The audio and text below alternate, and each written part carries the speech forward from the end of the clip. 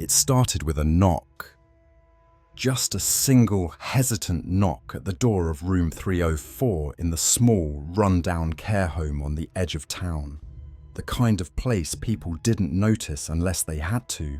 Nurses came and went. Patients lived out their days in silence. And the rooms, though numbered, felt forgotten. But that night, everything changed with that single knock. Marla, a newly hired night nurse in her 40s, paused in the hallway.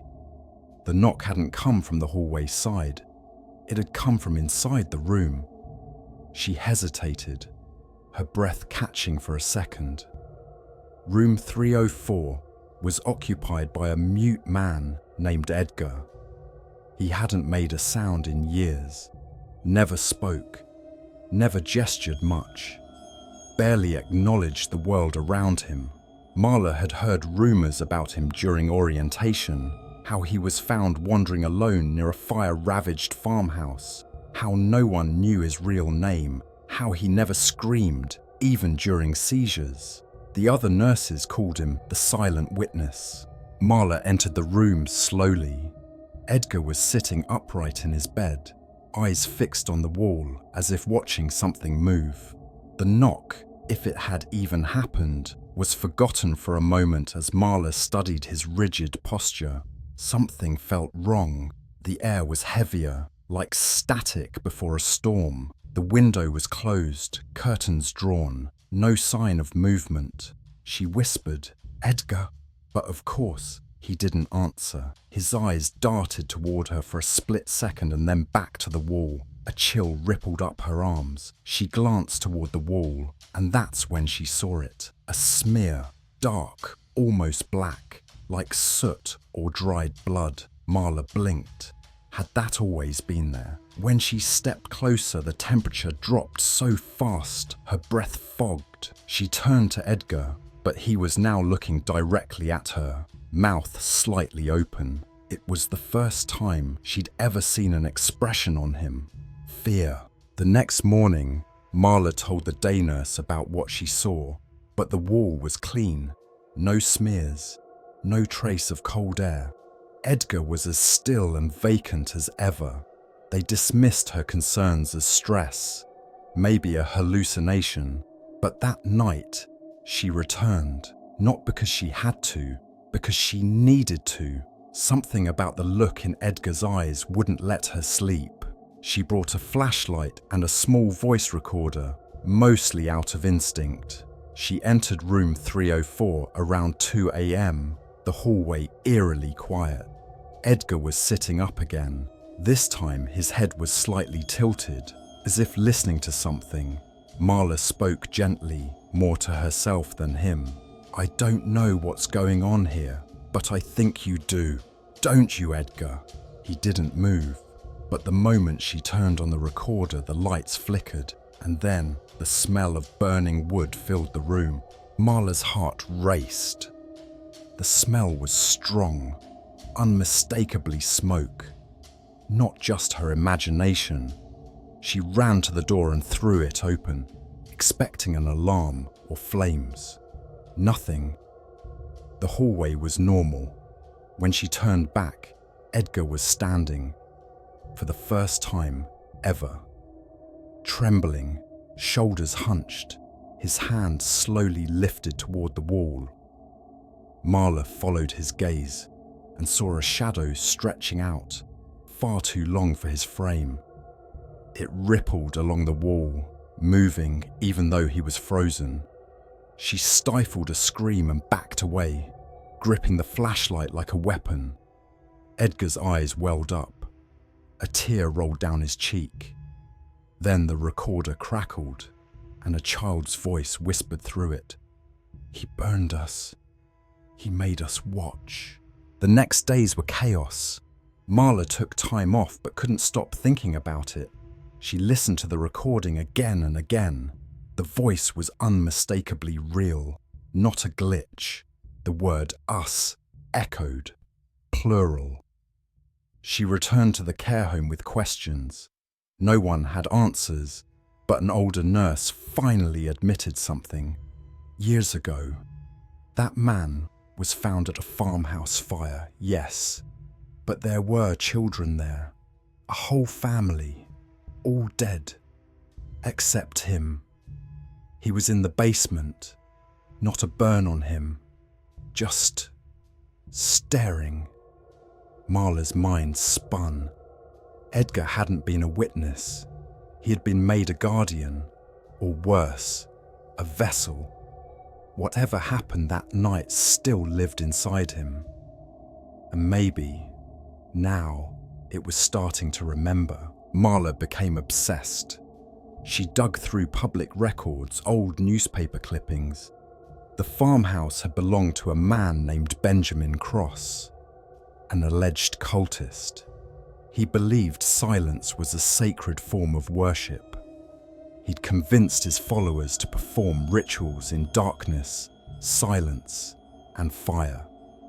The fire that killed them had no clear cause. Investigators assumed faulty wiring, but one photo haunted her. A young boy, soot-streaked, eyes wide, being carried away.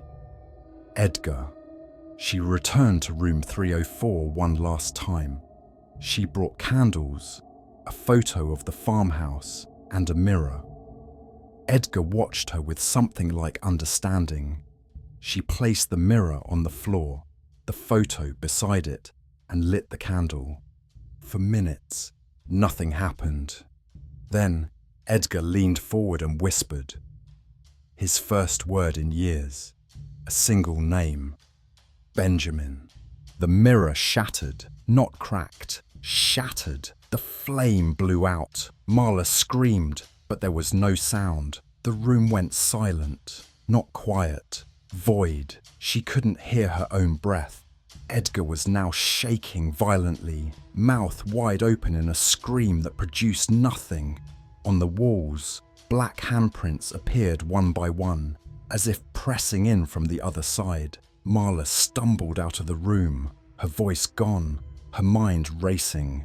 No one believed her. Edgar died 2 nights later. Peacefully, they said. She knew better. The silence had taken him back, and it had marked her next. Marla now lives alone, rarely speaks. She hears knocking sometimes. On walls, on windows. No one's there.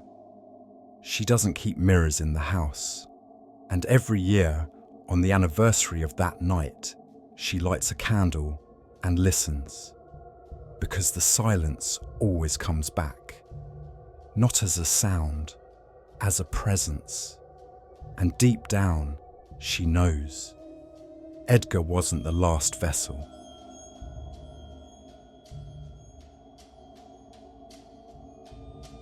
It was supposed to be a peaceful retreat.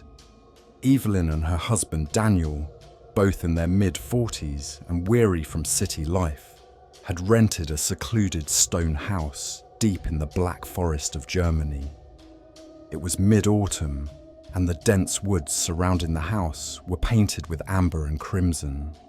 They arrived just before twilight, and from the moment they unlocked the creaky iron gate, Evelyn felt, watched. That first night, as wind battered the windows and owls screeched overhead, Evelyn saw something, or someone, outside their bedroom window. A girl, standing still among the trees, pale with long black hair and wearing a thin white dress that fluttered in the wind. Evelyn gasped and turned to call Daniel. But when she looked back, the girl was gone, vanished into the dark. The next morning, Evelyn noticed something odd on the kitchen table. A paper napkin she hadn't touched, folded and stained with red ink. It had a crude drawing of a girl, mouth sewn shut, and the word, her, nicht, scrawled underneath. Don't listen. She showed it to Daniel, who laughed nervously and blamed the local kids. But Evelyn couldn't shake the unease curling in her gut. That afternoon, while walking near a dry well behind the property, She found a small wooden doll tied with string, its mouth covered with black thread. She picked it up. Instantly, the woods around her fell completely silent. No birds, no wind, even her own breathing felt muffled.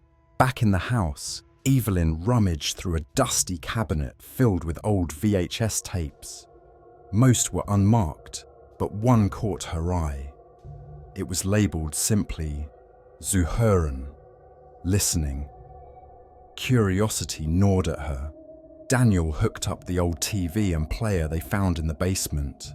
The footage was grainy. It showed a young girl sitting at a dinner table in the same house. She wasn't speaking, just staring at the camera. A man's voice whispered in German, then English. She heard what should never be heard. Suddenly, the screen warped. A high-pitched static erupted, and Evelyn doubled over, clutching her ears. Daniel yanked the plug. Her ears bled slightly, and for several seconds, she couldn't hear anything at all. That night, Daniel woke up to Evelyn standing at the foot of the bed, trembling. Her lips were moving rapidly, but no sound came out. Her face was pale, her eyes wide. She pointed to the door. Daniel followed her out into the hallway, only to find himself alone. Evelyn was gone. He searched frantically, calling her name, but only silence answered. Then he saw it, on the bathroom mirror. Her name, written in steam, followed by a message. She listens. She takes voices. Behind him, the floor creaked. When he turned, she was there, the girl from the woods. This time, closer. This time, her mouth was open, but inside was only darkness. He tried to scream. Nothing came out. Evelyn woke in a narrow stone chamber lit by a single candle. The walls were covered with pages, diaries, drawings, musical sheets, all from different decades, all from people who had lived in that house, and all describing the same thing, a mute girl who appeared after hearing the voice beneath the well, a curse passed by sound. Once you heard it, she marked you. You'd never speak again. She'd take your voice, and your soul would join the silent ones. Evelyn saw a photo pinned to the wall, a family from the 1970s. One face had been scratched out. Underneath it was written, "She was the first, but never the last." Evelyn tried to scream, but her voice was gone. Daniel, desperate to find Evelyn, discovered a hidden door beneath the floorboards of the guest room. It led to a spiral staircase descending into a massive underground chamber filled with mirrors. At the center was a dry well, its edge scorched and marked with runes. He called out into the void. A whisper answered. The girl's voice, not quite human, filled the chamber. "Give your silence to free hers." Daniel, without knowing why, began cutting his hand and letting the blood drip into the well. The runes lit up. Then he heard Evelyn's voice, screaming his name from deep within the dark.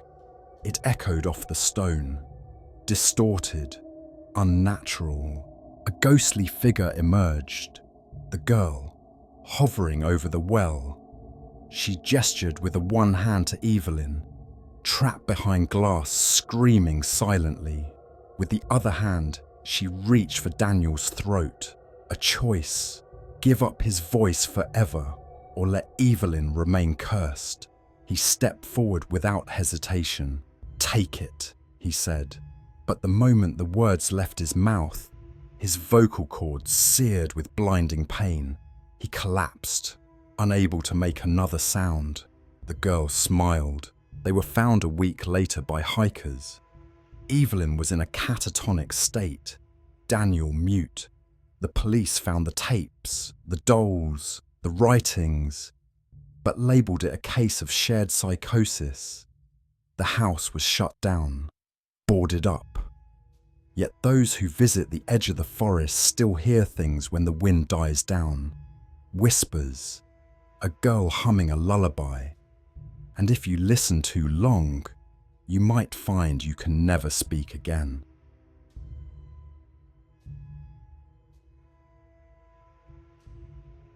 It started with an odd request, one that Evelyn Grant, a 46-year-old freelance journalist, almost ignored. A crumpled letter had arrived by post, written in slanted cursive on aged paper. It read, "If you're seeking a real story, come to Blackridge Estate. Ask for the mute girl, but do not stay after dusk." Evelyn stared at it for a long moment, eyebrows drawn tight. She wasn't one to fall for hoaxes, but there was something about the tone, desperate, raw, the kind that whispered truth. The letter had no return address, only the town name, Ashbourne, a rural pocket in northern England. She checked the date, mailed 5 days ago. It was already almost evening. The drive to Ashbourne was lined with gnarled trees and narrow roads that snaked into fog. The estate itself sat hunched on a hill, its tall spires piercing the grey sky like broken fingers. Evelyn parked at the iron gates, where a frail man in a wool coat greeted her. "You're here about the girl, aren't you?" he said before she even introduced herself. She hesitated. "Yes, who sent the letter?" The man gave a dry chuckle. "The house did. It finds ways. I'm just the caretaker." He opened the gate and beckoned her in. "But you must understand, she doesn't speak, hasn't uttered a sound in 20 years. Inside, the estate was cold, despite the fire burning in the grand hearth.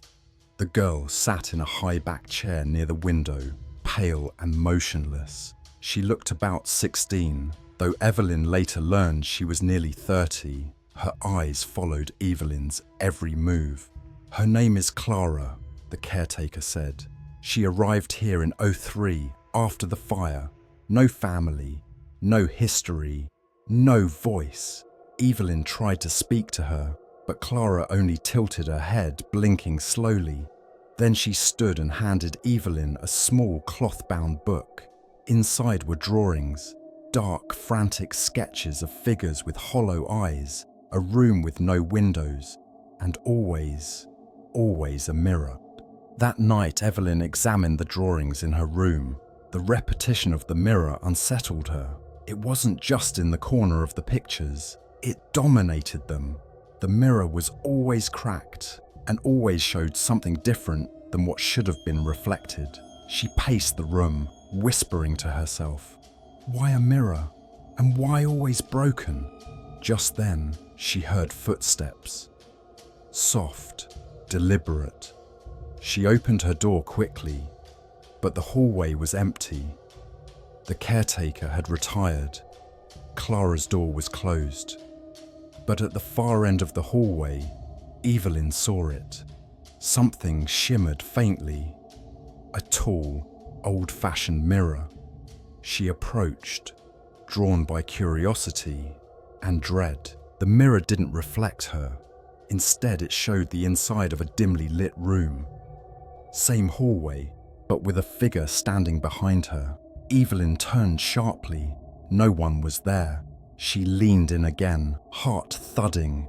This time, the figure in the mirror turned. It was Clara, but her eyes were pitch black, and her mouth was open in a silent scream. Evelyn stumbled back, breath caught in her throat. She ran to Clara's room, flung the door open. Clara was in bed, eyes wide open, pointing to the window.